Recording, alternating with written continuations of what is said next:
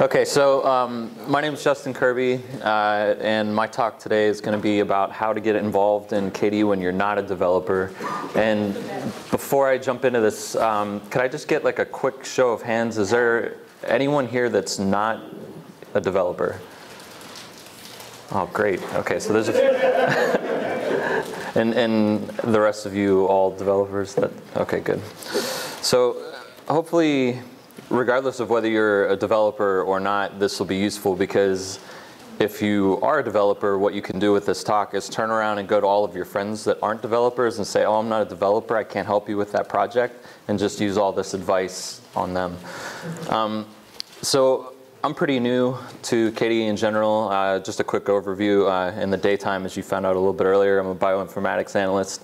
I work at the cancer imaging program, so the keynote talk was extremely interesting for me. When I'm not doing KDE and not working, I do have a couple other hobbies. One is brewing beer, and the other is practicing Aikido. I still really suck a lot at Aikido, so I won't beat you up or anything if you say my talk is terrible. And I'm pretty good at brewing beer by now, I think. So maybe at some point we could look into like if there's other interested people developing like a KDE sanctioned beer recipe or something. I think that would be really cool. I started using Linux in college probably around 2001, and started using KDE a few years after that. And I just now got into contributing in July of this past year. So as you could tell from doing the math, I've been using KDE for much longer than the period of time that I was actually contributing. And I think a lot of people might also have this same sort of issue if they're not a programmer of, I'm not a developer, so what do I do to contribute? Contributor, as Troy mentioned earlier, has always kind of typically been coined as developer and used interchangeably. And one of the things the promo team is trying to do is get away from that to help encourage people to help out and contribute in other ways. So as I mentioned, I'm not a developer. I have zero ambition to become a developer. I really appreciate all the work you developers do, because I suck at writing code. I tried it in college and it didn't work out very well. But the message today is for other people that think like I do and don't know how to develop or write code. You could still help, and what I want to do is go through some of the different ways that you can do that. So the main categories here, and there's tons of other ways that you can get involved and help, but there's documentation, there's bugs, there's promotion, there's artwork, there's usability, and there's end user support. And doing these things is really valuable for more than one reason. The first thing is it frees up developer time to work on writing software. How about that? Wouldn't you guys like to spend more time just actually doing the software writing instead of closing the 1,000 duplicate bugs that are in Bugzilla and all these other things? It's valuable to the person who gets involved because it's a great entry point to a project. If you start with some of these other activities, you end up meeting the developers that are doing the code. And if you're interested in writing code, it gets you familiar with the project. And then as time goes on, contributing an actual code base would be a lot easier because you already know how things work in the project. And then in general, it's a great way for users to just give back to the KDE project. For anyone that, like me, has been consuming this stuff for a long time and thinking, geez, this is awesome, but what can I do to like return the favor somehow? So starting with documentation, why does it matter? Almost all these why does it matter questions are going to be really obvious to everyone in this room. But so it helps new users find their way around, and it allows existing users to understand the more advanced features that are out there. And the easiest way to help right now with documentation is with user base, and also for developers there's tech base as well. But user base is aimed to be sort of the be-all, end-all resource for anything that a user would need to know. And you don't really need any technical knowledge about this as long as you can handle what you see is what you get kind of wiki editor in a web browser. So anyone that has used a KDE application and has any knowledge or information about it can go to the user base, look and see, and if there's something you know that's not already there, go in and edit the page. It takes 5 minutes. Another important part of documentation is translation, and that's kind of applies across the board, but KDE is obviously a global software, and so without translation, none of that would be possible. So anyone that's bilingual, definitely, we could always use your help. So the other thing I want to do with the presentation, in addition to kind of telling you the easy entry points, is also how do you actually contact the right people to get involved. So for documentation specifically, some of the main people working on documentation have started this idea of classroom courses, and they're doing one on, well actually I should say the forum people started this idea of classroom courses, and the documentation people have created a course that is designed towards how to contribute on the user-based wiki. And the course is going on right now, so and actually now I'm thinking about it, it may have ended today even. But you can go to the forum and you can follow along and see all the steps of the 5 people that were admitted into this class and what their progression was to learning how to contribute to the user-based wiki. And I talked to Ann Wilson, who is one of the key people for the user base. And she told me that there's another one that's coming up in a few weeks. So if you like what you see there and are interested in contributing, you can just jump in and get involved in the next class. The other places to contact for documentation, apparently their mailing list is pretty active, so I've got the email address there and also the web URL for joining. And then their IRC channels are also active as well. One of the other things that came up in talking about that as well was IRC, I guess, I could say this as someone who didn't really come from the Unix community originally and hasn't been involved real technically, can kind of be an intimidating place for someone who's brand new and doesn't know what's going on. So I think another thing that's been kicked around is possibly leveraging these forum classes to do a sort of intro 101 on how to get involved and use the IRC as a medium for talking to people. So if you're interested in contributing and part of the reason that you've held back is just that the IRC seems scary and you don't know how to get connected and you can't find the right channels, and once you get there, people all seem like you're afraid to say something that's going to make people angry. Keep your eye out on the forums, because there should be a classroom set up sometime in the future for that. So the next thing is bugs.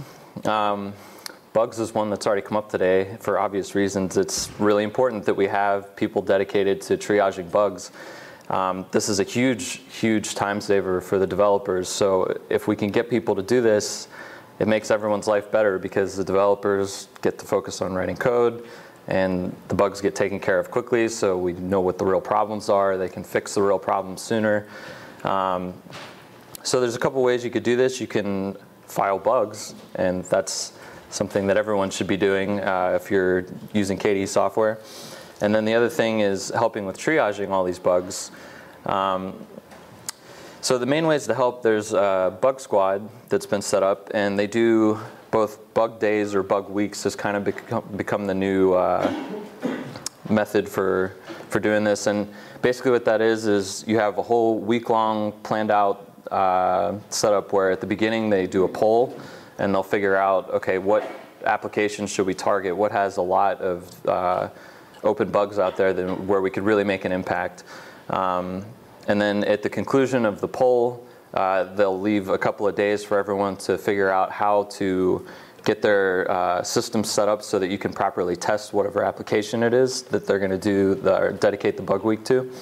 And then after that lag time of getting everyone set up, then there's a weekend, or usually a 2-day period, where you'll actually go through and triage all the bugs. In addition to that, they also have this idea of crush days, where it's sort of the opposite. You get everyone to download the application and set it up on their machines, and then everyone makes a concerted effort to just test the thing like crazy and find all the bugs that you possibly can and report them. Another way that you can get involved with this is just if you have a favorite application and you really want to help that development team out, become sort of the go-to person for triaging for that application. So contact the developers, get involved, try to figure out what how you can help them out, and just constantly keep an eye on their queue. Last but not least, report bugs when you find them. I think I said that already.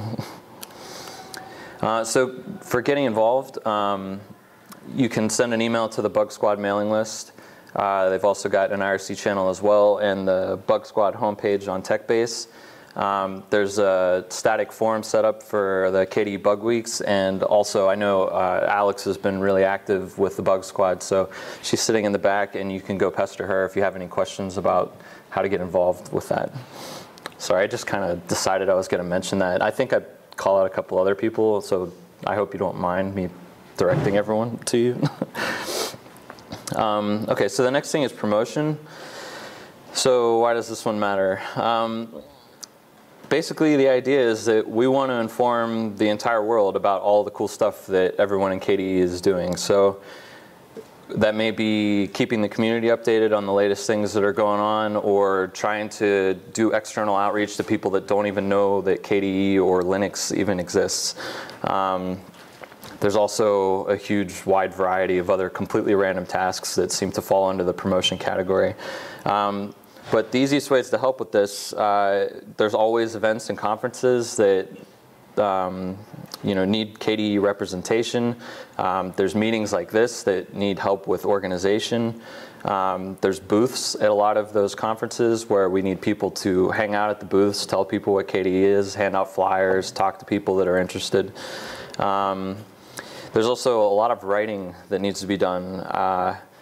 Yas could tell you that writing things like feature guides, or Troy, I'm sure, could attest to trying to get together release materials and brochures and flyers and things. I mean, there's just an infinite amount of writing that needs to be done. So anyone that has any interest in ever doing any kind of writing for promotional reasons, just drop an email to the promo list, and we're always happy to have the help.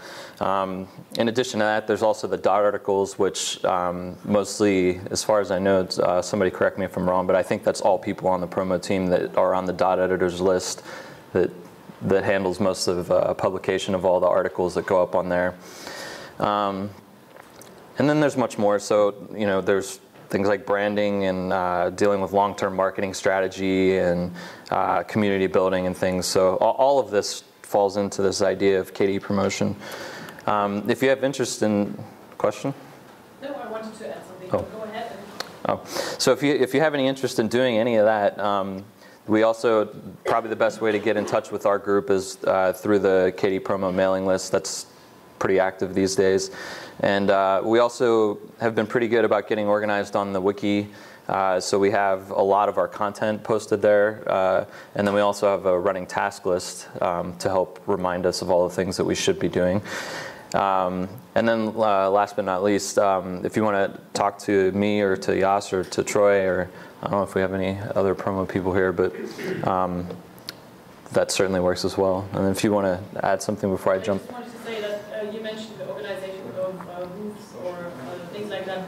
It's hard to start if you don't know. That's why I wrote it down. And so I have two how-tos, one for organizing a booth and the other one for organizing a sprint. And that's just basically a checklist. It should be on the wiki side. Is that, okay. Yeah, because that should be somewhere in our promo section somewhere. So. Okay, so another section that we could talk about here is art. And this is one of the things that, with 4.0 in particular, I think there was this like really massive overhaul of the artwork, and things really visually seemed to come together. Oh, go Pens. Seemed to visually come together really well in that release. And you just really, when I look at the artwork for KDE and I look at the art that exists in a lot of other places in open source, I think this is an area that we really excel in. So projects are always in need of this good artwork, and it really helps create an identity for the application, and it helps create an identity for conferences like this when somebody like Eugene puts together some crazy awesome background that everybody can use, and you see these really nice posters and things. So how can you help with this? There's always icons, splash screens, themes, actual work for the applications. And then there's also the flyers or brochures for events like this. And then this is sort of a personal thing for me. I decided to take on this idea of getting our gear store going again. We have something on Spreadshirt.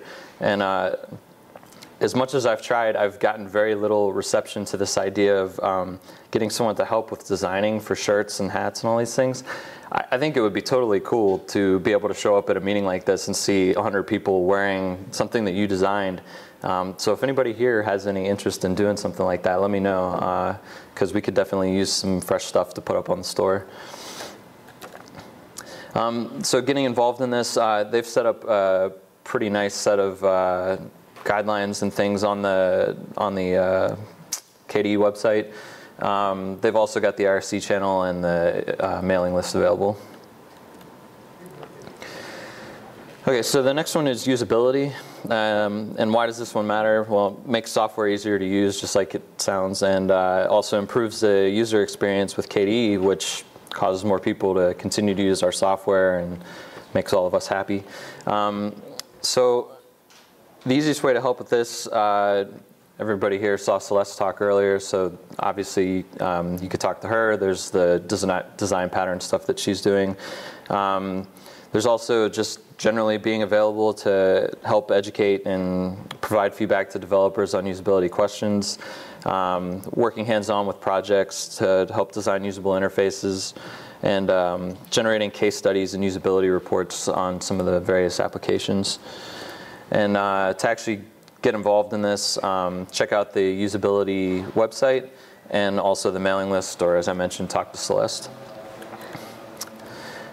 All right, so last but not least, there's end user support. So I think it's obvious why this one matters, but as long as KDE software has users, KDE will have people breaking stuff, and we'll have people that don't understand how to do stuff, and we'll always need people to help clarify to them how to use it. Providing help to KDE users when they need it is a really big deal, because it improves the chances that they're going to stick with it and that they would become contributors. So the easiest way to help with this, and this is something everyone can do no matter whether you're a developer or not, is just answer questions when you can. There's always people talking on IRC and blogs and on Twitter and Identica, and it's just kind of when something isn't working, it's really easy to find these people because they're always more than happy to let you know that something's broken. And then also help point people to useful references. So I could think of more than one occasion where I've been sitting in an IRC channel and somebody's asked some ridiculous question that I haven't the faintest clue how to figure out how to help them out. But with Google and with user base and a little bit of research, usually I could at least find a few articles to point them to and say, hey, does any of this stuff help? And maybe not 9 times out of 10, but 7 times out of 10, it resolves their problems. So it's, sometimes people don't think that, if I do a little bit of research, maybe just giving them that friendly nudge of saying, this is how I did the research to find how to fix this problem, and here are the places, and maybe they'll help themselves next time. So getting involved with that, help with the documentation that's on Userbase, write how-to blog articles. I think a lot of people that have trouble doing things, if you come across something that was tough to figure out, write an article about it after you get it fixed, so that people who run into that same problem don't have to figure it out themselves. They can just look and see what you did. Frequent some of the heavy traffic IRC channels that relate to KDE. So there's #KDE and also the distro-specific ones. I'm sure there's more than those. Those are just the ones that I happen to have figured out so far. And then also, I think this has been kind of a hot topic in places, is there might have been sort of some debate over whether this should be used for support, but whether we like it or not, people are using social media channels and groups like the KDE group on Identica for posing support questions. So I think that rather than fighting it, it's my personal opinion that we should just embrace it and try to help people out when we can. So that's pretty much everything. I don't know if anyone has any questions or comments. No? As a comment, I'd say that the point about becoming a bug specialist in a particular app is incredibly valuable. If you get a good working relationship with the developers, you can save them so much time. You recognize frequent bugs so much more quickly. They'll go one step further. If the developer is a pretty good tester, will start sending you patches before they even commit it to SVN, because they'll be like, okay, I need someone on another system to test this to make sure that this is happening. If you're the kind of person who likes feedback, motivate you to carry on to do stuff, then intensively triaging an app that you use a lot is really valuable. Okay, thanks.